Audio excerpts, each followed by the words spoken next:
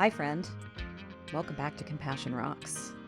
This week we are talking about how to collaborate in community with others. I've had a 30-year career in the creative industries, and I have noticed that most people, not everybody, but most people fall into two buckets. People needers, people who need other people, and people pleasers. It could be argued everybody needs people, and in some ways people want to please, but meaning people who take more than they give versus people who give more than they take.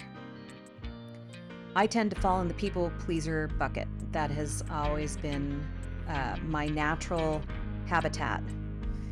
And through a lot of coaching, a lot of meditation, and a lot of inner work, I have built up a very nice, sizable toolbox with tools that I can use to keep me more balanced and prevents me from things like feeling resentful of others or burning out. Us people pleasers, I'm speaking to all of us people pleasers right now. We tend to have a really hard time asking for help because our desire is to help others. So our attention is outward. It's not on receiving. And so this is a bit of shift in mindset. This episode is getting us people pleasers, especially in the creative industries, right? So those of us working in music, arts, media, entertainment, theater, dance, writing. If I'm skipping something, I apologize. All the creative industries. If we could just focus on recalibrating in this episode, getting us to reframe our thinking, find a little bit more balance so that we can be more collaborative in community with others. That we're not just giving, right? But that it is a two-way street. And gosh, it's so good when that happens. It feels great when that happens. It feels great. There's a few points that I want to go over. The first is leveraging each other's strengths.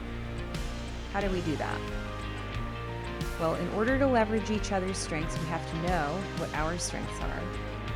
And we have to know what the other person or group of people's strengths are.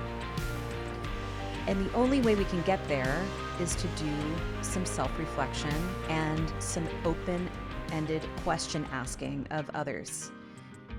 This is a dialogue where we're vamping on where we might be strong. With my clients and the community that I run, CoMuse, we do an assessment. And this is it's an inverted SWOT. It's a strengths, weaknesses, opportunities, and threats. Inverted SWOT. So we get really keyed into what our own strengths are and strengths at every level as we exponentially grow bigger in our community. So ourselves as humans, what are our strengths there? What are our strengths as a professional? What are our strengths inside of a team? What are our strengths inside of a company? What are our strengths inside the industry, right? So really understanding strengths at 5 different levels exponentially allows us to have these more powerful and collaborative conversations with our community.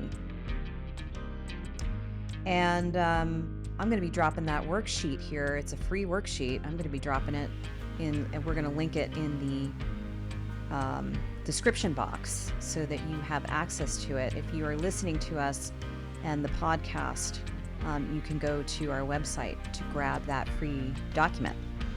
Without knowing each other's strengths, it's really hard to know what the ask is, because if you're just asking somebody to do something for the sake of doing it, it kind of feels more like you're just pushing some work off of yourself onto somebody. Doesn't matter who they are, doesn't matter what their strengths are, or what their passions are, or what they value. Just, it can't be on your plate, so here you go. That isn't a great way to build community, right? So if you're really interested in building a strong, deep community with your people, then really understanding each other's strengths is a big one. The second thing to notice when you are looking to collaborate in a community is, where might you be able to spark new ideas together? And gosh, I love Venn diagrams. Don't you love Venn diagrams? I love them so much. Venn diagrams, when you are sparking new ideas, can be such a powerful visual as a brainstorming exercise with your community. So throw a whiteboard up. If you're doing it virtually, or if you're in person, sit down with a pen and paper, or maybe an actual whiteboard, and draft it. Draft a Venn diagram and see where your values and your strengths overlap. And out of that might spark some creativity, might spark some creative ideas of how you might move forward together in a new project, a new business, a new partnership. Thirdly, I want to talk a little bit about sharing the load, because we are people pleasers, the majority of us listeners and viewers. If you're a people pleaser out there, listen to this. Again, I think we have a hard time sharing the load. We tend to burden ourselves. We'll take it on. We don't want to bother anybody else. We're going to get it done. Then we silo ourselves off somewhere remote, and we do what needs to be done because we have integrity and we want to deliver what we say we're going to deliver when we say we're going to deliver it. However, that's not building community. That's siloing yourself off. There's a need for that in the creative spaces. For those of us, especially for those of us who are creative entrepreneurs and artists, we need our space to be alone. However, since this episode is about building community, at some point, and as I've said in previous episodes, we need each other. Nobody is an island in the creative industries. At some point, if we're a creative entrepreneur and we plan on making a business out of our creativity, we need more than just ourselves. And so I think understanding how to share the load, share the responsibilities in a way that feels powerful is awesome.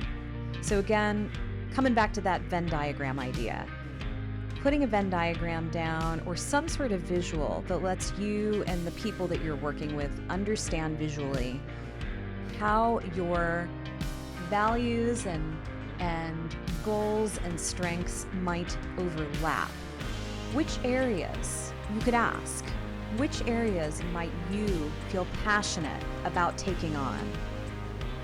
What would light you up? What lights you up when you look at this Venn diagram and you see all of this mapped out? The overlapping parts and the other parts, the standalone parts, right? When you see all of that, what lights you up? What shovel would you like to pick up that you feel would be, additive or add value to this collaboration? What a wonderful and beautiful way to build community, right? In this sense, it is not hierarchical. So if you're a boss, it's not a command down. It is actually a sideways move. And that's okay. As a matter of fact, I've even practiced this with people in C-suites where their direct reports, there's a trendy term called managing up, but their direct reports actually have creative, collaborative conversations with their C-suite about what it would look to share the load up. I think it's really good for us to understand and know that we don't have to show up and do everything ourselves, and actually having that mindset weakens our ability to be part of a community because it removes us. We're literally othering ourselves from the rest. And for this reason, it weakens the collaborative aspects of building community. You could be a boss. You could be in the C-suite, and you could have a team of people in a hierarchical structure reporting into you.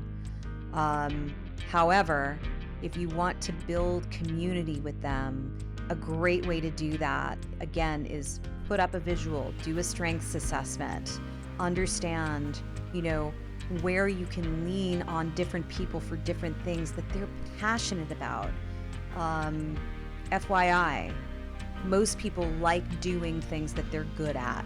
So if it's a strength, chances are they might be more open to taking on work in that area.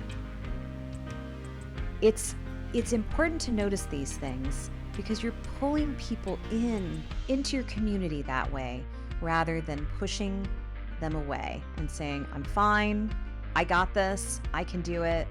There's no opportunity for receiving, for practicing to receive. And that's such a beautiful energy, that two-way energy of giving and receiving. That is, it's everything in community. So I want you to think about that the next time you're in community with people that you care about, your tribe, right? These folks that you may not only have a shared goal with, but shared values, shared ideas and passions, but shared values, because this is going to allow you to open yourself up, be a little bit more authentic, right? That authentic confidence, being you, is an awesome thing in community with others, where you can just show up and be yourself, and they will support you in that. It's so beautiful. And allowing them to give you help if you need it, allowing yourself to practice asking for help if you need it, is such a beautiful way to be in community with others. So I hope that's helpful. I wish you all well. Compassion rocks. I'll see you next time.